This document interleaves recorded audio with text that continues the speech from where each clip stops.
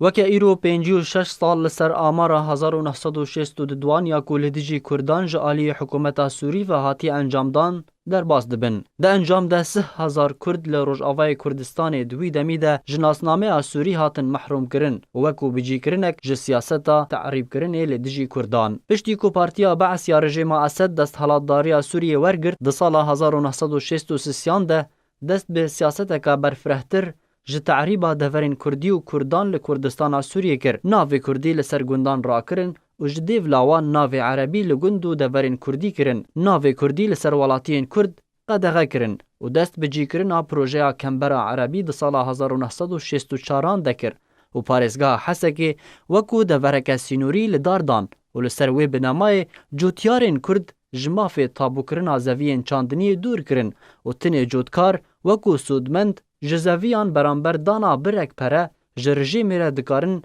zeviyên çandiniyê biçînin û tê de kar bikin. Amara dûrkirin ji nasnameya Sûrî ji aliyê Serokê Komara Sûriyê ve Nazım el-Qudsî û Serokê Hikûmeta wî Beşîr el-Ezmê ve hate bicîkirin li ser Kurdan di sala 1962 de. û Kurd bûne çend beş.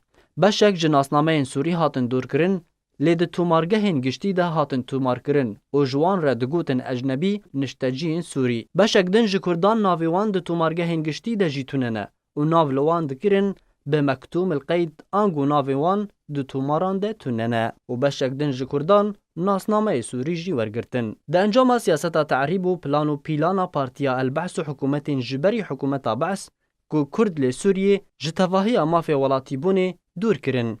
Angu Kurd nikare beşdariyê di helbijartinan de bike, Kurd ne ji mafê wî ye zeviyan yan xaniyekî yan otomobîlekî li ser navê xwe tomar û tabû bike, Kurdê ecnebî ne ji mafê wî ye ji welat derkeve, ne ji mafê wî ye wekû fermanber kar bike di dezgehên hikûmî de yan di her dezgehekî dinya taybet de.